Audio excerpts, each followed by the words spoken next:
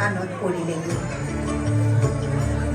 গদাপাণি তেতিয়া নগা পাহাৰত লুকাই আছিলে, কিন্তু অত্যাচাৰৰ কথা শুনি সহিব নোৱাৰি গদাপাণি নগা পাহাৰৰ পৰা নামি আহি জেৰেঙা পথাৰ পালেগৈ আৰু ক'লে, মানুহজন কৈনো নিদিয় কিয়? মানুহজনৰ কথা ইমান যে অত্যাচাৰ হৈ আছ, মানুহটোৰ কথানো কৈ নিদিয় কিয় তই?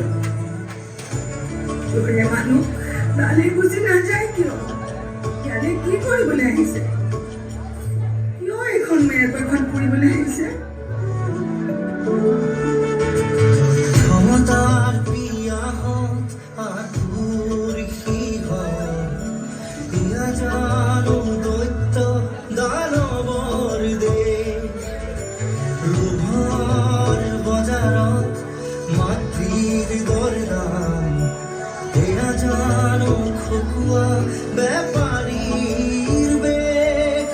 শুনাচোন শুনা মোৰ প্ৰিয় জনগণ, ল'বৰে সময় হ'ল জয় আই সমৰ্পণ।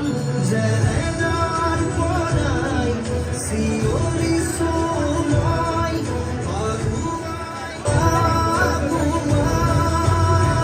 কোমল বুৰঞ্জী জন্মভূমিয়ে ল'ৰা ৰজাৰ বিৰোধিতা কৰি জীৱন নিৰ্মাণ কৰা কাহিনী যুগে যুগে ৰৈ গ'ল।